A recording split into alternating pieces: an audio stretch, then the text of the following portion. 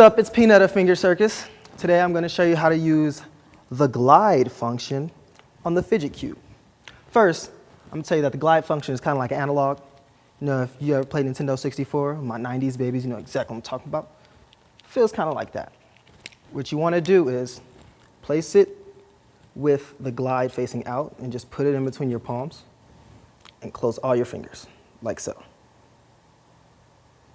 Then you want to open your pointers and your pinkies. Then everything. Then you want to suck these two in, middles, rings. Just use them to make it glide. So you start here in the prayer position. Open your hands.